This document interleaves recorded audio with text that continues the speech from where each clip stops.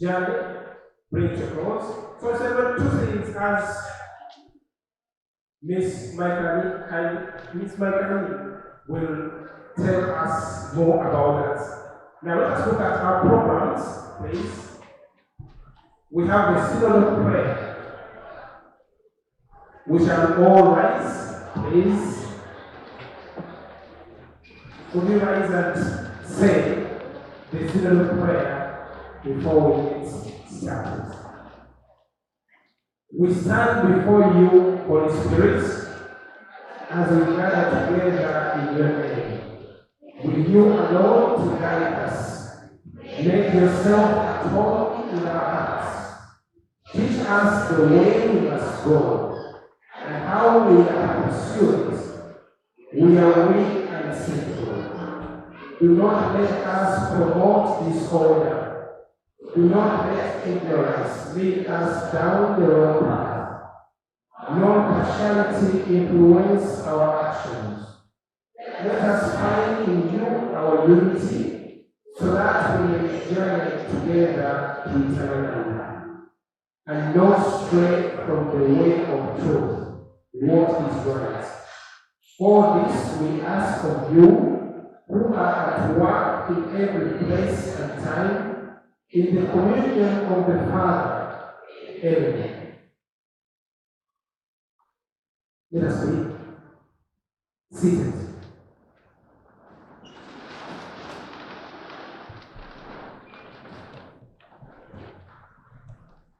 On a day like this one, when we celebrate this great accomplishment of the Diocese,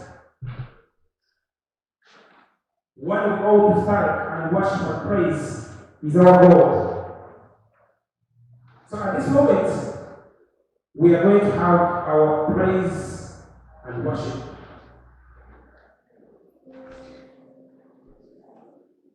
And I ask that each one of us joins in, because we are ready to worship God for this accomplishment.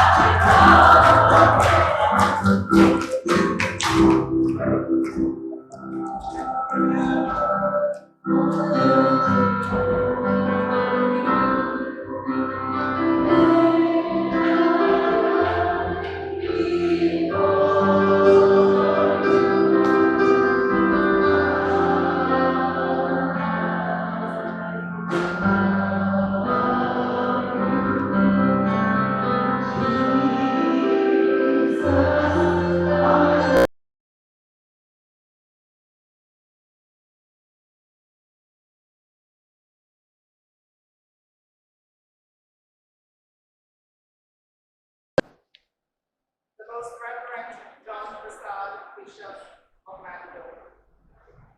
The Most Reverend Henry Richards, Archbishop.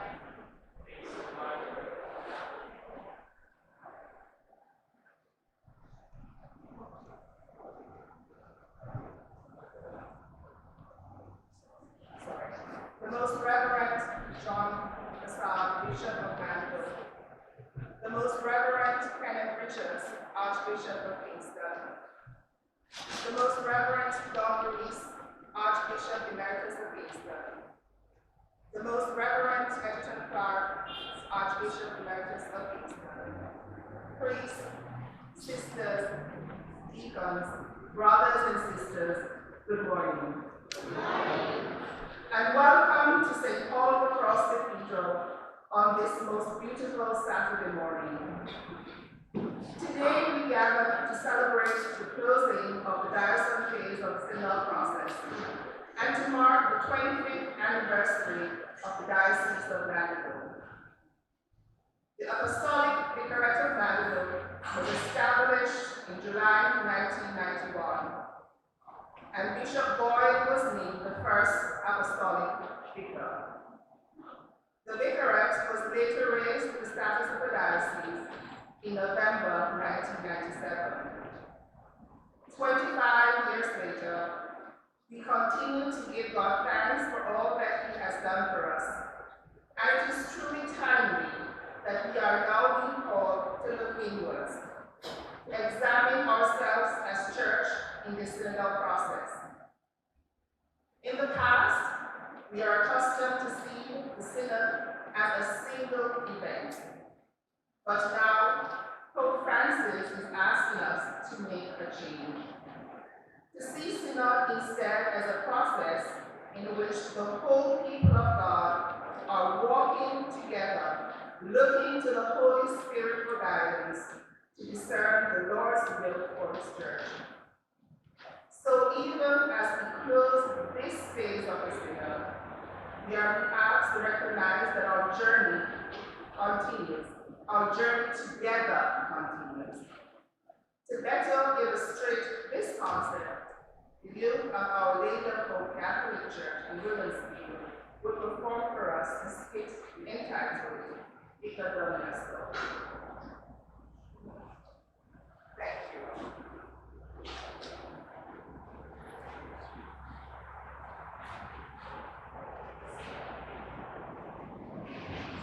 Thank you, Miss Michaeline. We are going to have a little change, please. The youth are on their way, so we are going to ask our keynote speaker, Mandeville Reed. Before I invite him, we want to thank the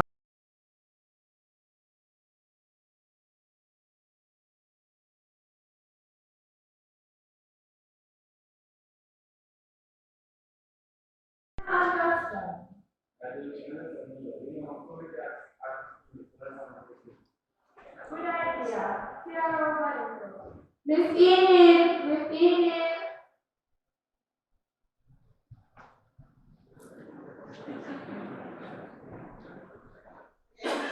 Morning, Miss Enid. How are you? From the heart, you know, I hope you do. Yeah. Miss Enid, we have a question for you. You understand what this synod is all about? Yes, ma'am. Me say, yes, ma'am. So you know the Catholic Church, the worldwide church, has always been a hierarchy. You know what that means? It means that you have the Pope at the top, then the cardinals, then the bishop, then the priest, and we at the bottom.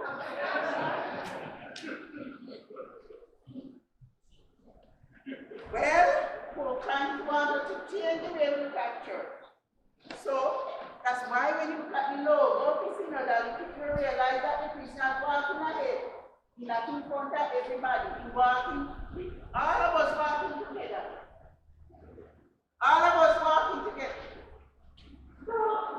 All of us walking together. Big and little. All different kind of people walking together. So, where I'm trying to say is not the Pope Church, it's not the Father Church, it's the all of the church. That is exactly right. Very good. So what about this Synod report is where we have to meet and talk about them? Yes. So we think that is all of the church. That all of the vice important, also. So, Pope Francis wants to hear from all of it. So we meet and talk, and then write down what we say, and put it in a document, and send it to the ABC. You know the AEC? Yes, ma'am. The AEC is the Antilles Episcopal Conference. That just means all of the bishops in the Caribbean and the Antilles region. The AEC then have to collect all the information they get from all of the dioceses then in the whole region. What? So it's all over the Caribbean doing this. Grenada, Trinidad, Guyana, Cuba. Not just the Caribbean, all over the world. All over the Catholic Church, Europe, China, Africa. That's exactly right. The whole church is a part of the process. Okay, so what happens next? Well, we have done what is known as the diocesan phase. That part is done. But we are moving on to the continental phase. That is where all of the bishops then have to do their part. They have to collect all the information they get from we and put in a document and send to Rome. Okay, but now it's finished, all right? Finish? What do you mean finish? No! This is just the beginning. What do you mean? The beginning of what? I mean that synodality is not just about collecting information to send to Rome. It's about transformation. Transformation of the church. Oh, so we're going to transform the church. Who? No, we. We, Yes, we. I see. You're right. Don't say that it is saying all of the church. Then, if it's all of the church, then we must transform the church. So, all those things we complaining about all the time, all those things that are wrong with the church, we have to do our part to fix them. No, you haven't. That's exactly right. we do. Well, we can meet and come up with ideas, right? We can meet with the Father and other members and try things that we can do to improve things. You have a whole heap of ideas all the time. Why don't we all come together and try something? I don't know. I mean, some people are really authoritative. That is true. But that is why that is important, right? We have to learn to listen to one another, even and especially the people we don't like. What do you mean? I have to talk to me, who nothing but criticize and complain. Well, did you know that our daughter is not our and then turning her on her shrieking against what we hold? What? No, we never know. True, we have a hard time writing vision also. Sometimes we have to be patient because we never know what people are going through. That is true. You're right. I try to be more patient and I feel right. Well, it's not going to happen overnight. That transformation takes time. But you can do one or two things. You know? Yes, you know what else? Some of us will get together and visit those people who are coming to church again. Just to let them know. So remember them and we could do it all our study to become stronger. You know, those are really great ideas. And we start to that in sincerity. And we let us go to our Father. Come on. Ladies and Gentlemen, boys and girls, we want you all to know this is synodality, it's not happy.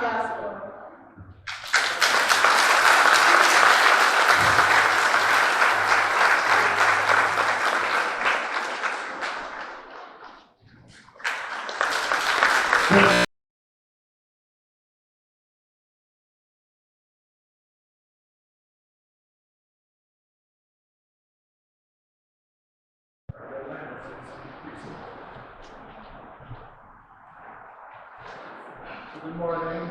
Bishop John, Metropolitan Archbishop Richards, Archbishop Emeritus Clark and Reese.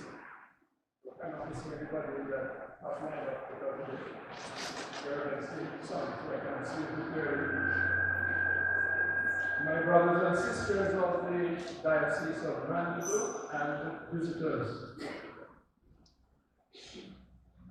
What are we doing? What are we doing? That's the question I want to leave with you today.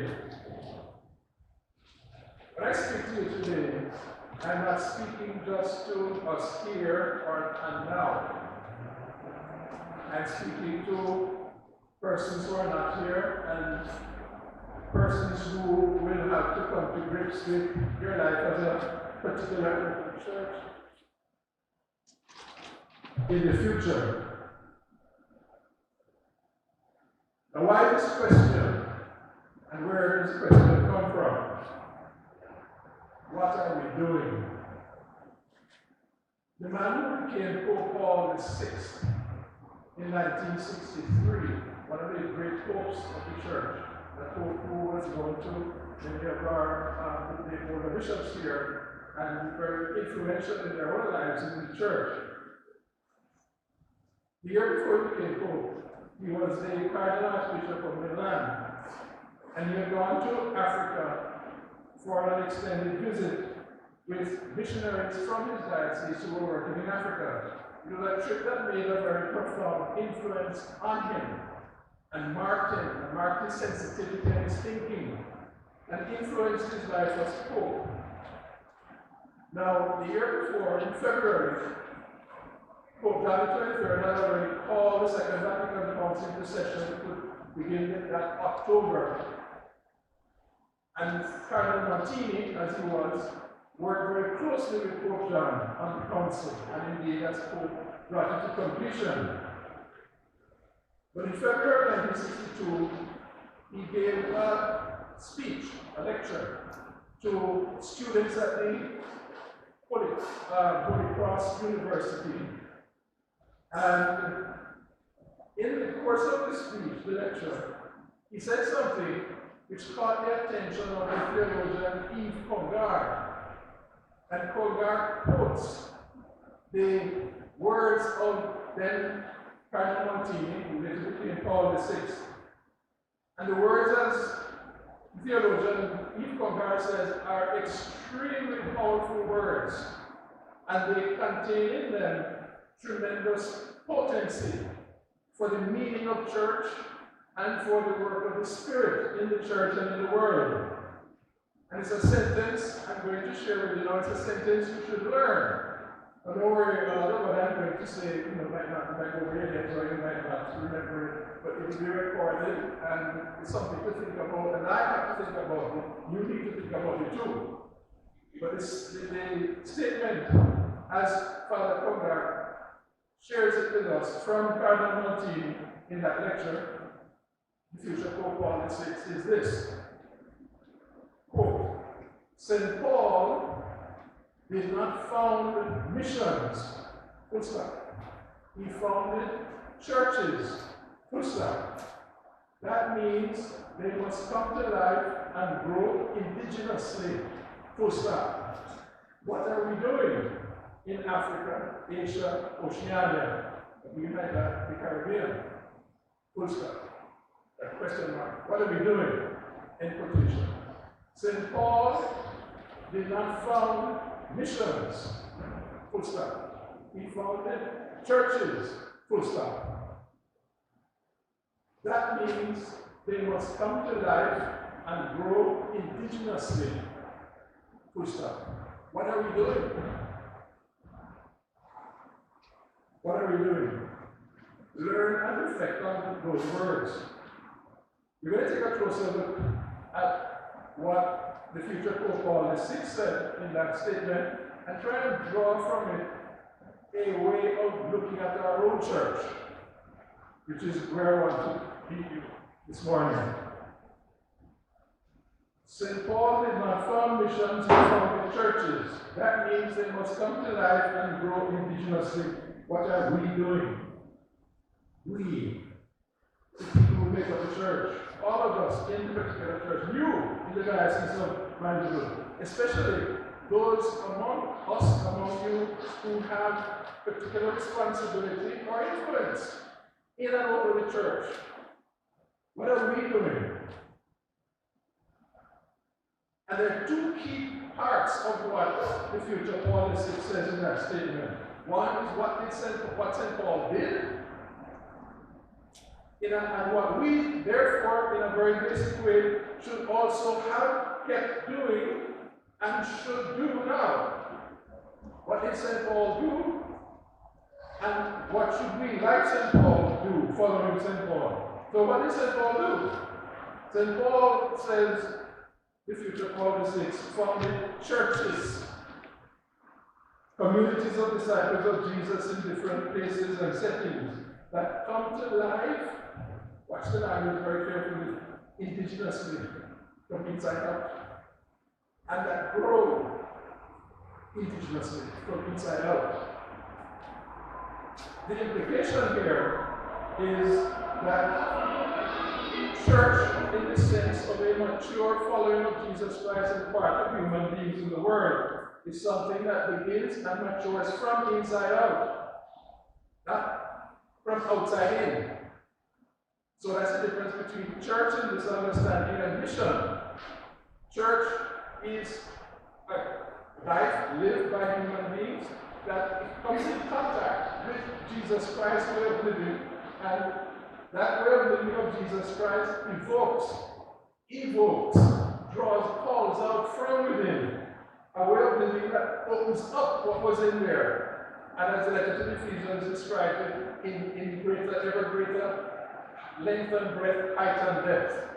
But it's in us to come out, as opposed to coming from outside in. So somebody who's Christian comes with their way of being Christian, and they live in a place and they hope that something clicks, and the people there take it on. The danger is that you end up thinking that church is something that you can imitate. You can't imitate your way into church. You have to evoke church, not imitate church. We use in the Catholic Church and in many other churches, more in other churches than in the Catholic Church, the term planting churches or transplanting churches. You need to think carefully about that. You can't really plant a church. You can't really implant a church. You can't transplant a church. You have to call forth a church from within, where God is working in and through the lives and culture of a particular people. Now, what does the word church mean? How should we understand it? One way of getting at it is to look at that Greek word ecclesia. It has two parts, the ek part and the ecclesia part. The English word ecclesiastical comes from it, or ecclesial. But the ecclesia part comes from a word that means call. And the ek part is like exit, it means out. So what's the church in the understanding of the first Christians? They were the ecclesia of Jesus. What were they trying to say? They were the human beings who experienced, who felt, called, moved by the way of Jesus, which they experienced either in him or in his followers. And that way penetrated them and connected to them on the inside and called them out, encouraged, urged is a word St. Paul likes to use. Urge them, come out, become more. And when they do and they join this way of Jesus, what's happening in their lives is they are being moved to come out from ways of thinking and living that are dead-ended, getting them nowhere, and to come into ways of thinking and living and relating that are more life-enhancing, the kind of way of living they see in Jesus and the way of Jesus carried in the lives of his disciples in the world, in the church. When that happens, and they commit themselves to it, they become church, they become part of the way of Jesus. And the Second Vatican Council which is describing 2,000 years of increasing awareness of what the church has gone through, what the church understands of itself. In the document on the church, it has a very beautiful and useful description of the church. The church is like a sign and instrument. The word sign basically means something that's pointing to something beyond itself. Sign, with the stop sign, for instance, isn't there because we're pretty, and somebody like red and white. It's there to tell you a lot about what will happen if you don't watch way across this road. It's pointing to something. Key thing about signs is pay attention to what they're pointing to and hold on to that. Don't hold on to the sign. Don't hold on to the stop sign. Do what the stop sign telling you. An instrument means something you use to get something done.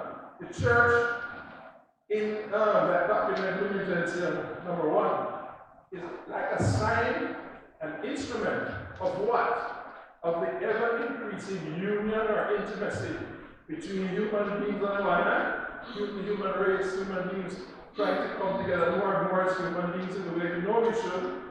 As that happens more and more, and especially and as that is drawn into the way of Jesus leading us in doing that, number 1, and number 2, as human beings simultaneously are becoming closer and closer to God. So the increasing union or intimacy between human beings among themselves and between human beings and God. It's the 2 great commandments.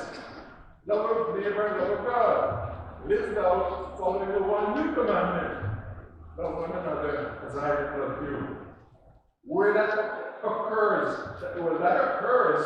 in the committed, serious disciples of Jesus, human beings who join the Jesus way of living. And those people in the world, wherever they are assigned, people see them. And just the ordinary everyday life, the way they go on, is pointing to Jesus. Not just Jesus elsewhere, Jesus here, in our midst. And it's an instrument. If you want to join the way of Jesus, you get involved with that set of people. That's why the integrity, the quality of life among the Christians in the community is critical, vital. Now, what is driving this union, this coming together of human beings among themselves and between themselves and God? What is it that is generating this, initiating, sustaining this? God.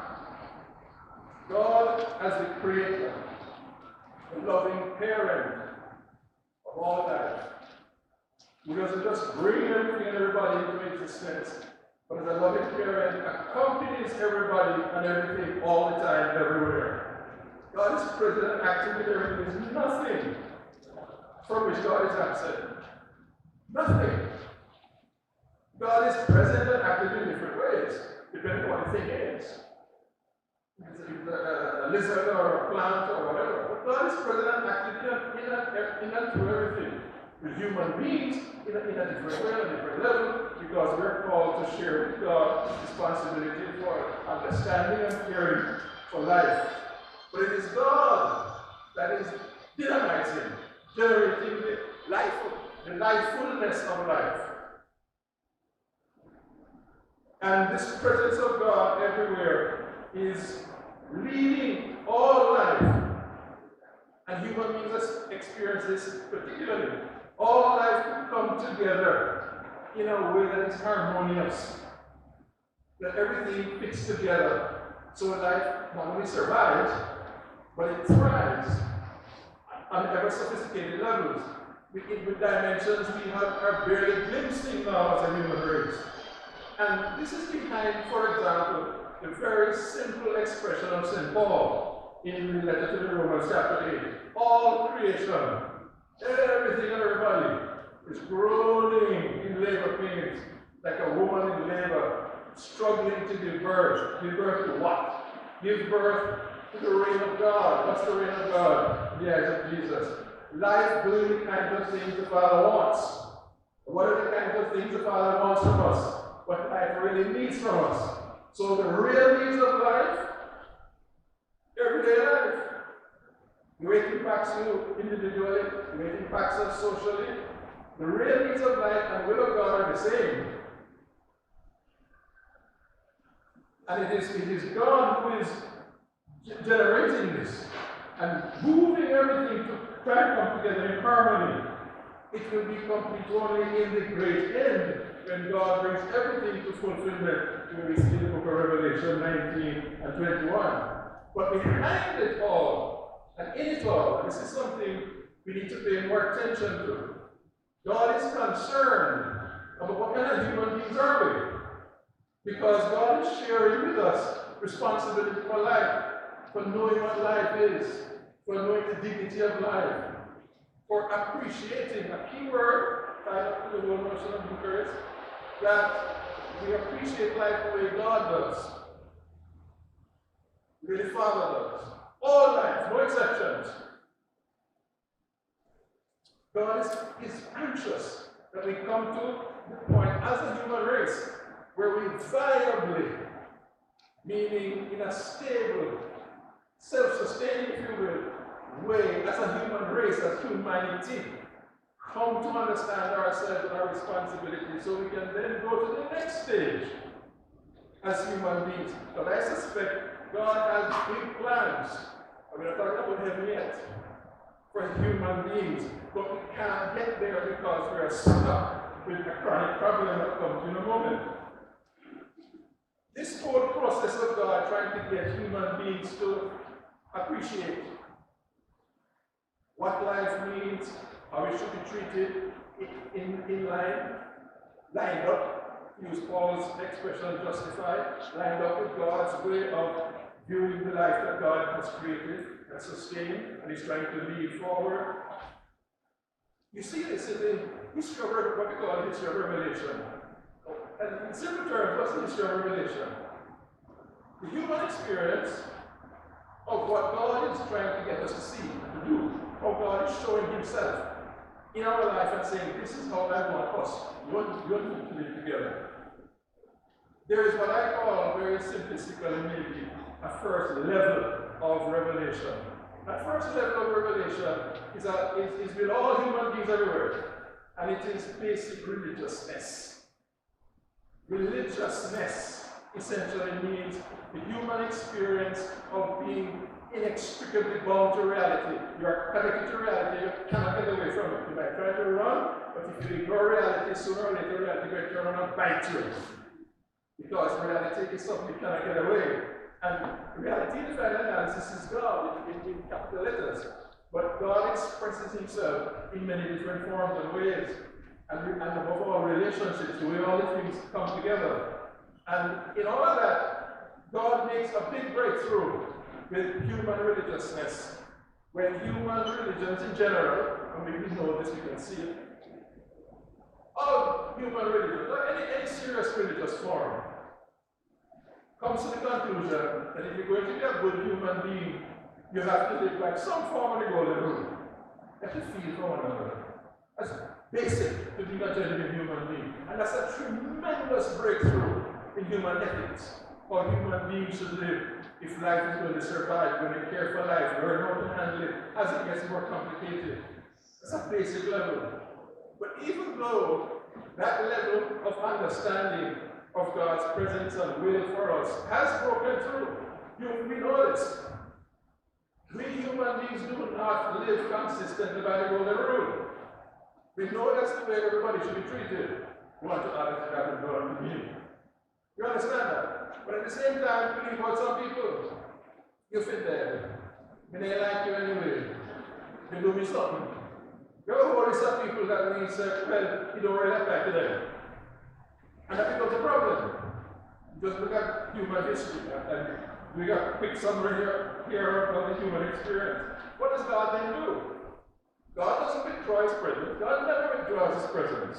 When we don't do what God wants, God doesn't run away. God suffers. He becomes crucified.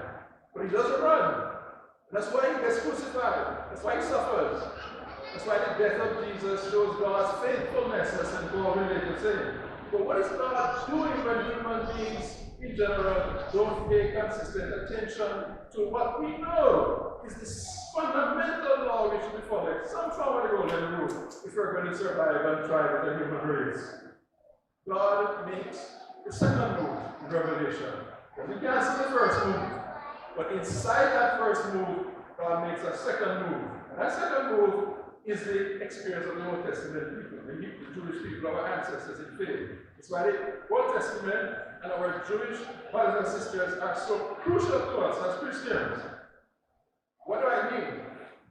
Is a type of person, individual, or group, human being, say, well, you're dead. Well, then we'll not die to you. What does God do? God selects one set of people.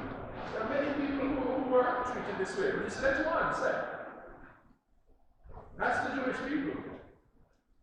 They're nothing. As far as the general tone of human valuing, they don't count. And God says, watch me. I've told you, it's going to apply to everybody. And he chooses this set of people. Why does he choose them? He chooses, well, who knows why God fundamentally chooses them, but a basic fact is he chooses them in order to teach the entire human race. Listen to me. When I say nobody is to be excluded, I mean it.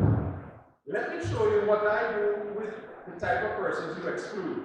And the entire story of the Old Testament, where God steps in by the Jews' own witness, when they are faced with genocide, that word in the back of the head.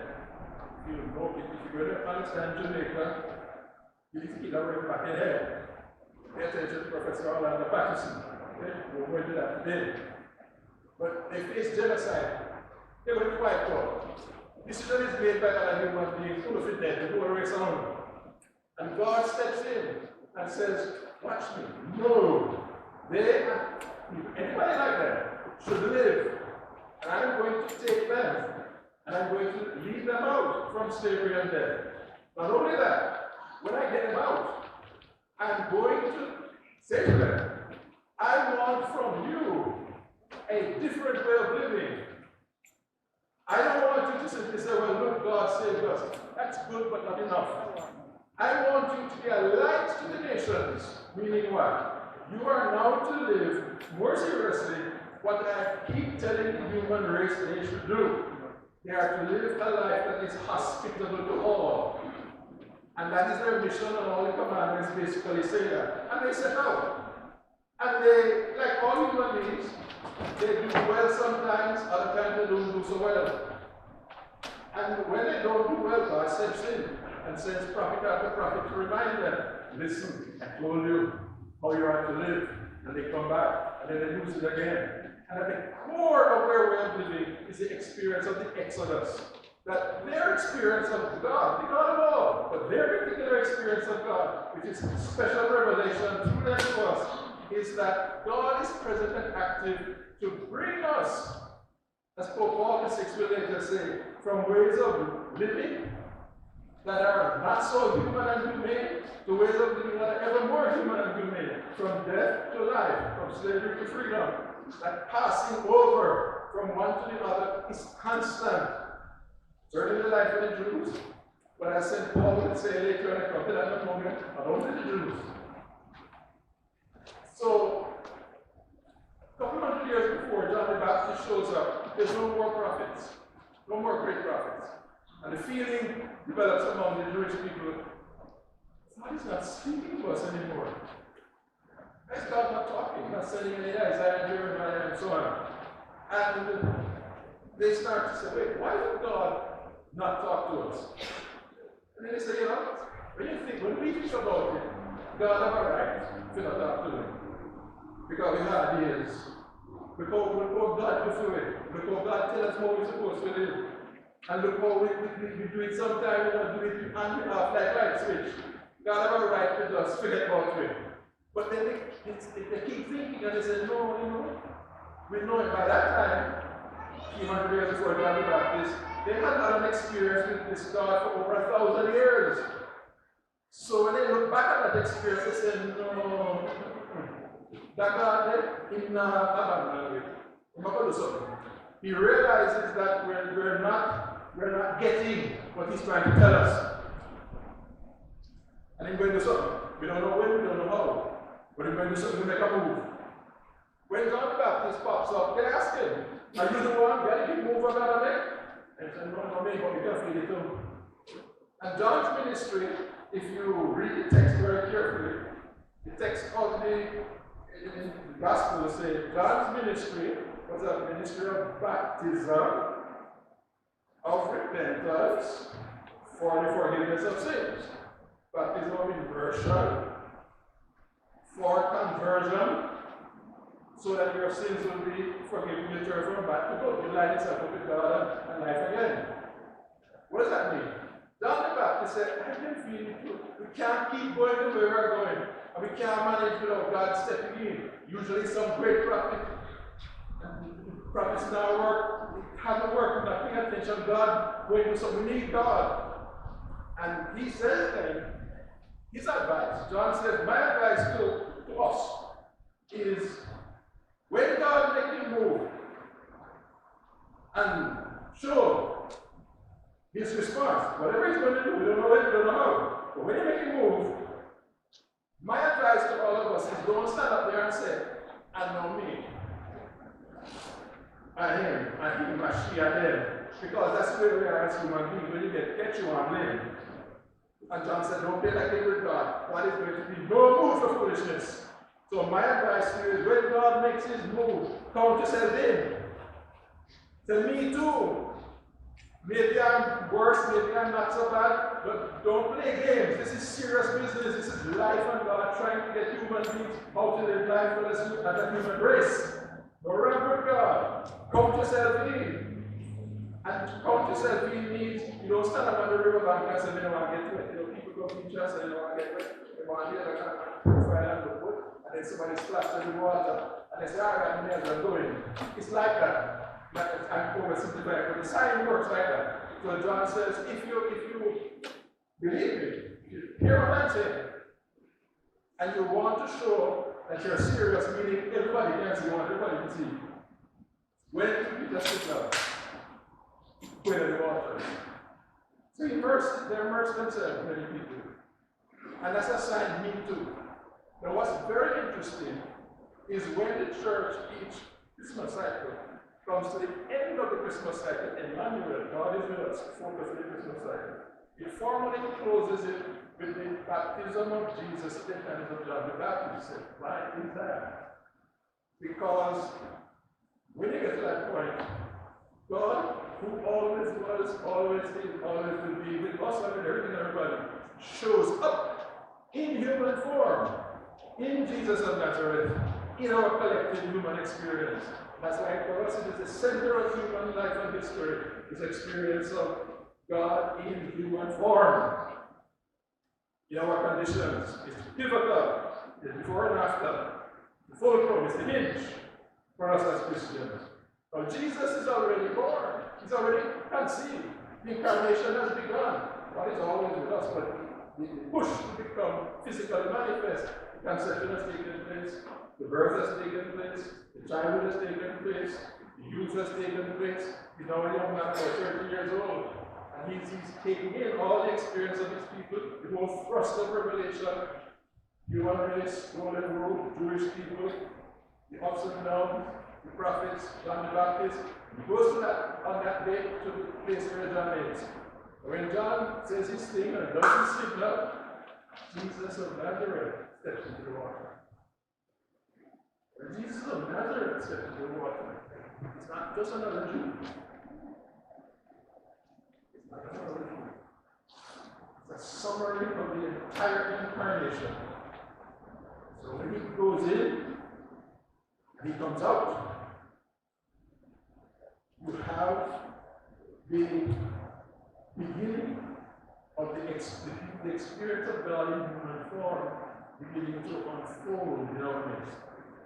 Towards the end of his life, when Jesus goes to the temple, he picks up the money changers as a prophetic sign of criticism against the quality of life of his people, that they have lost the focus of how they were to live together and how they were to live as a welcoming for other people, for all people. And also, prayers in the opposite prayer for all nations.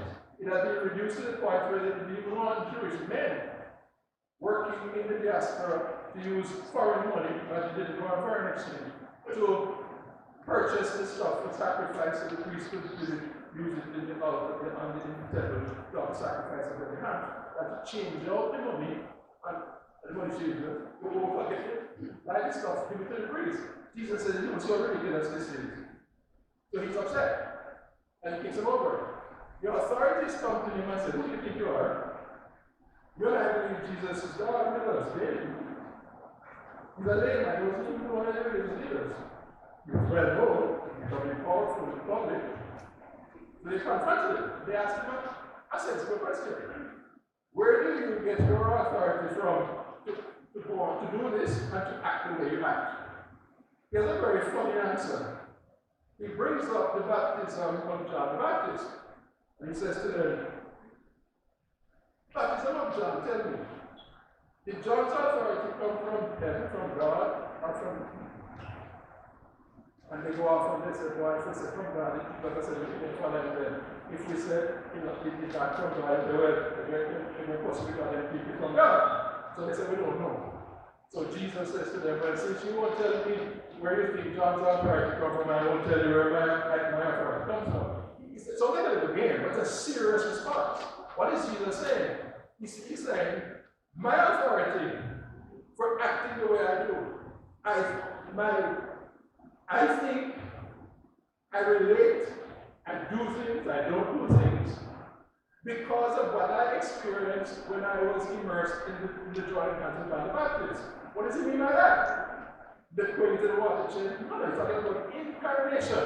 When God comes in human form, he comes because human beings are limited by time and space. He comes to a particular space, a particular climate, a particular people. And we go on, and how we react, how we react. And this is how he therefore has to configure, shape his way of living and thinking and relating based on who he's dealing with. And it's the pattern of Jesus. And it's important to remember this. Jesus' relationship with us presents to us as a certain pattern.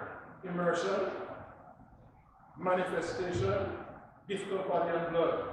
The Eastern Christians keep this together much better than the Western Christians. They see the epiphany, the manifestation, in the baptism of Jesus. When he's immersed and he emerges, the Trinity is manifest in the way of this God with us in human form in Jesus. The entire Father, Son, and Spirit is in the way of Jesus. Jesus is a way of living among us. There's an idea or an abstraction, the way of living among us that touches, moves us, affects us, penetrates us, challenges us.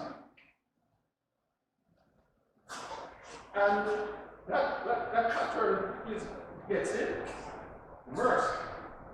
And when he's immersed, what he's immersed in shows itself. And when it shows itself, he has to respond to the best of his ability. Not by talk, but by giving himself completely, body and blood. An accident, when we come to recall him, we have that as a central focus in each Eucharist. Just stop and think for a minute. Think of any relationship you are in. I don't care who the relationship is with. Father, father, son, whatever. Employer, whatever. Pick any relationship. And put up your hand. If you think I'm wrong when I say what I'm going to say. Any relationship you are in, anyway, it is only when you get, it's only after you get into a relationship you realize that you get something. Tell me something wrong. Tell me something wrong. Only, you might think you know, you might have a very good idea, but you cannot 100% sure. Things happen. And sometimes you get yourself in a relationship, or you find yourself in a relationship, and things don't work out, and you have to say to yourself, I didn't sign on for this. You're gone and there's no relationship. But even in the best of relationships, when you stay in them, there are going to be those times when you're going to get stuff. Things may happen, sickness, tragedy, And you might ask yourself, why you never can manage this? And in order to respond to what is manifested, you have to be prepared to bleed, to suffer. And if you're not prepared to suffer, your relationship is not fully genuine, not real person needs. Only let's have those three things together. Immersion, manifestation, gift of body and blood. New Testament will refer to them as the water, the spirit, and the blood.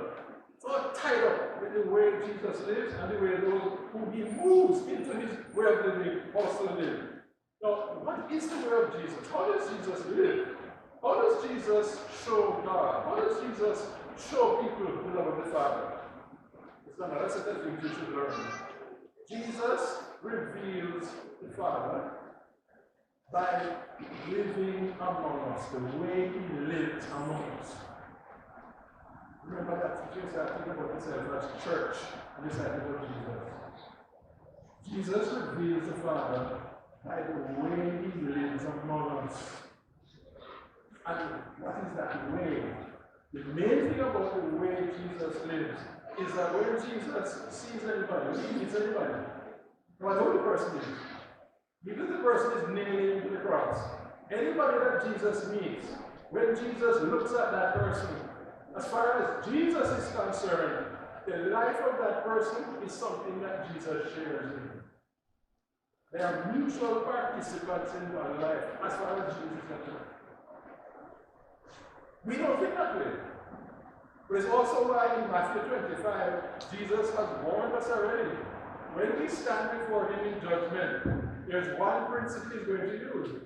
Whatsoever you do to the least in your life, you do to me. Remember that? They don't do nothing to you, but they never do to me.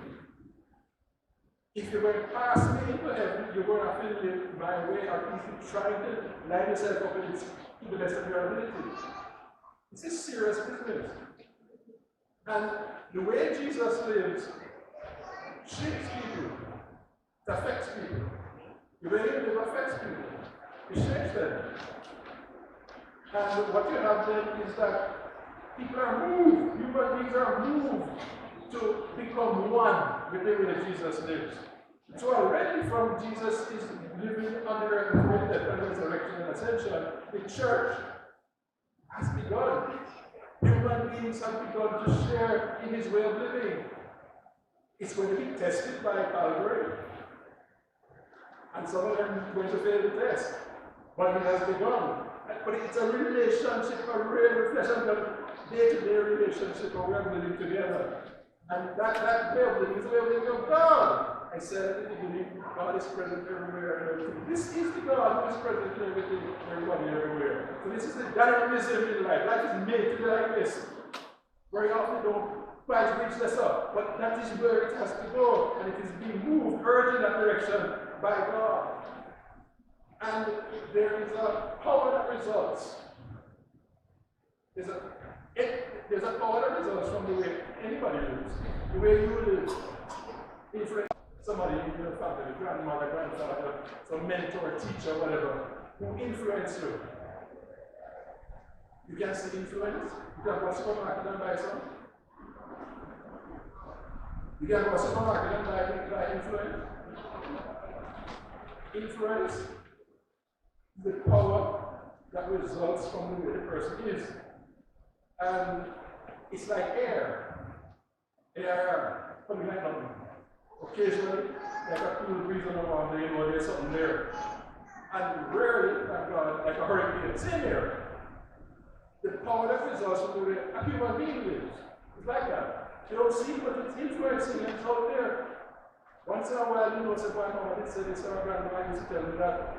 And once in a while, if you shut you down, we're going in a certain direction, and said, we can't be from around, we don't like it. The power of a person's life, that's their spirit. Their air-like power that results from the way they are.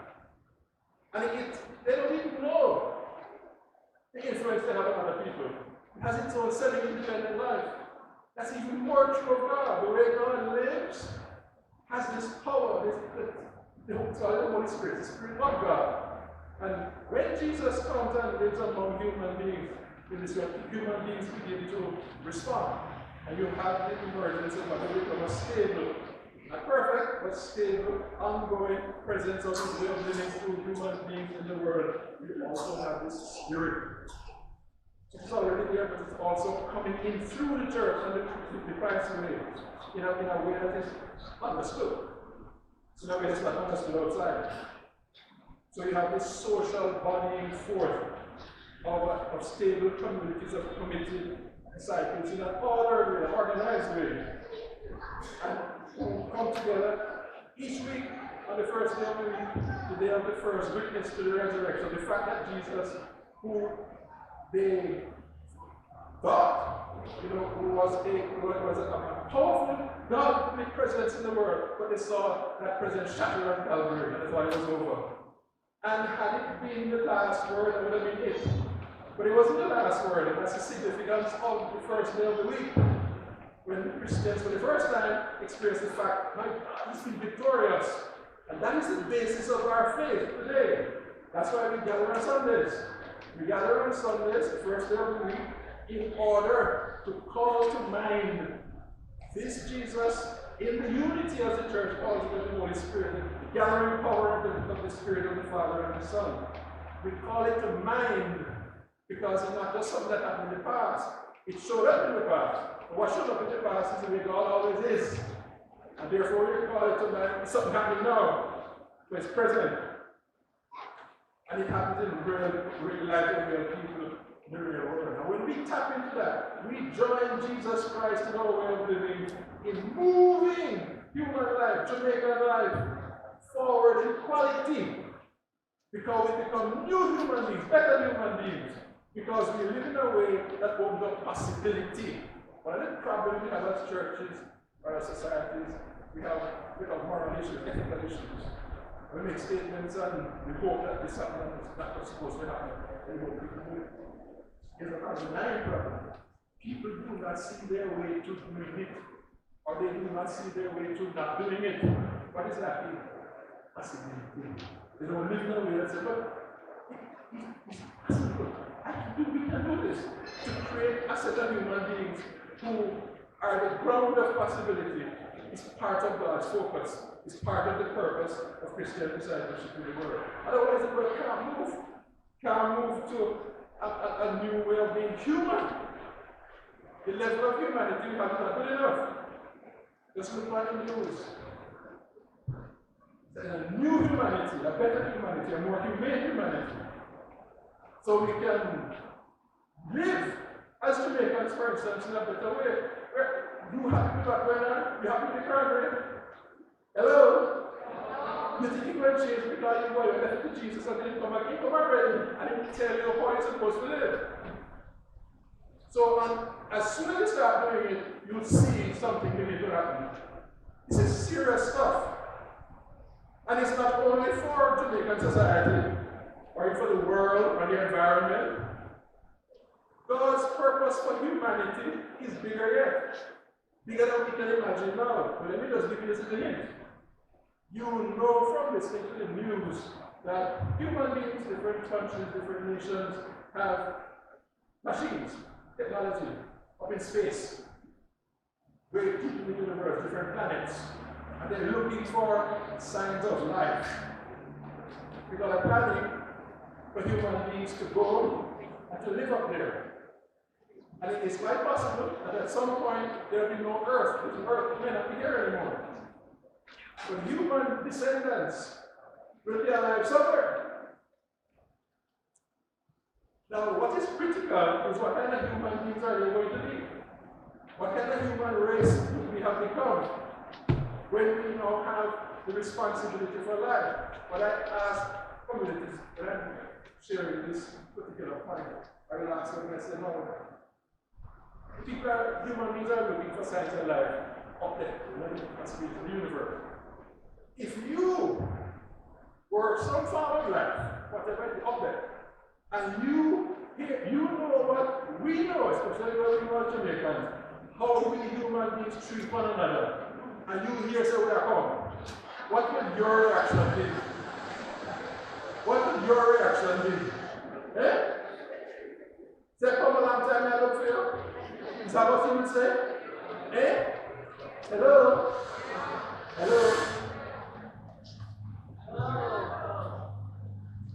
serious crowd. It's a joke. It's not kind of joke, but we're a very serious matter. We are not the kind of human race that can manage that. We can't manage it here. We can't manage it within itself. We can't manage it on the planet. How we can manage it on ourselves. And it's coming. That's all part of God's will. It is quite conceivable that we think in short term that when God talks in the creation story of putting life in our hands, it may be a life with cosmic responsibilities. And we are nowhere near living together the way we should in order to take care of that. But in this business of what kind of human beings we are, it's vital. And God is trying, and human beings are responding. Flesh and blood human beings. One generation after another generation, one place after another place. It's never disembodied. It's real people with everything weird, their cultures, their prejudices, their gifts. It's all part of what God is dealing with. And what God is trying to tell us in Christ is differences are there, the difficulties, but handle them in a way. Let me lead you in handling them in a way that they become positive. But if you don't follow me, you're going on one another, St. Paul keeps saying, you destroy the community. And how many of us have that problem? You're Pope Francis with it and bring here, you need the community. You could chat to one another. Massacre one another all the time. And yet God said, listen people, I am with you. I'm not leaving, but you need to get this thing straight. Now, St. Paul's great insight was that this God way that is revealed in Jesus is present and active everywhere in everybody, in all cultures. It's universal. It's why St. Paul has that very strange argument you hear in the letters sometimes, no circumcision and the law of the what's that about? He said, we're all about to answer this question. And listen, God in Christ, in the Spirit, is present everywhere in all peoples. Paul says in Galatians, he came to this understanding, and for 14 years he preached it. But then he had to go up to Jerusalem to speak to Peter and Paul and the pillar apostles, the ones who knew Jesus and lived with him, to check it out. Is this a correct understanding of Jesus? And they said, yes. And then in that famous gesture which the Methodists very beautifully used still, Paul says they gave me the right hand of fellowship. We are one in our understanding of Jesus. The Jesus we knew is the Jesus you are seeing in the lives of people who are therefore receptive to the way of Jesus when it is embodied unto them in the Christian community. And even though St. Paul gets that point across, it's accepted, it's resisted. And it's natural that it be resisted because that human beings are that way. So, and the reason it is a problem is because it can be selfish. The human self is a very beautiful thing. When you meet a human being, one person who is a good person, who clicks with you, and who touches you and draws you deeper into life, it's a beautiful thing. But something that is beautiful, something that's good, can turn out to be good for nothing. When self becomes selfishness, instead of self given, it's to take to build up yourself. And that's a chronic human problem we have as a human race. And that is why there's a pattern in the history of the church where some people get into the church, some groups, and they want to have it on top of one another. And as a human race, we have the problem, economy, politics, and so on. Pope Paul VI in 1965, when he spoke to the United Nations, he said, one of the big problems the world has, the human race, is we need to come out of a way of thinking and dealing with one another, where it's one above the other, one beneath the other, one against the other. And we need to come into a way of thinking and living where it's always one with the other. Otherwise, the human race is not going to survive. And that's quite a possibility. Now, Here, Pope Francis talking about wars. Pope Francis said the world is not war right now. Because all the wars going on. It's at war. People are killing one another. Some people never got into life, some will get into life for being pushed out. And you look at Jamaica, the violence. We are part of that war. But in the middle of all of that, there's you. There's you. Christians, Clarendon, Manchester, St. Elizabeth. Jesus people. And the bishop and the people. The bishop has a ring on. When the bishop is ordained and installed, one of the what they call explanatory rites, one of the smaller things they do to the bishop is they give him certain things to bring out the meaning of his role, his presence among them. And one of them is the ring. It's a marriage. Church and Christ send John Personal as your spouse. It's a marital relationship. So just think of husband and wife. Husband and know one another, talk to one another, go through the difficulties together, get to know one another. The priests and the deacons are not in between the bishop and you. It's the bishop and the people. The priests and the deacons are part of the bishop's ministry. Now, there are all kinds of problems and human limitations and conditions where we are now as human beings or where you are in the diocese. Some things start to go different and so on. But you are where you are. You have to deal with it. So, what you have to look at is what are you doing? Alright, what is the bishop doing? What are the people doing? Each person, each set of people in each community, what are you doing? What have you been doing? Who are you doing it with? Why are you doing it? Where are you doing it from? You need to ask yourself that question because, especially you who are in Jamaica, it is Christ, you are the indigenous part. You really need to look into yourself and ask yourself, what am I doing? What are we doing? Otherwise, you're an obstacle to Jesus Christ. God is with us. Jesus Christ is with us. The question is, are we with Jesus Christ? And only you can answer that question. So I close as I begin. Paul 6. St. Paul, from the foundation of his church, applicable everywhere. St. Paul is not from missions. No parking it 200 foot and say, we are small fish in a large pond. You have been told that, you have been treated that way. Get over it. It's wrong. Grow up. Stand up. Lay hold of your relationship with Jesus Christ as a community and help one another to carry out a different road. The Paul did not form from the churches. That means they must come to life and go from inside out and outside in. What are we doing? Mandeville, what are you doing?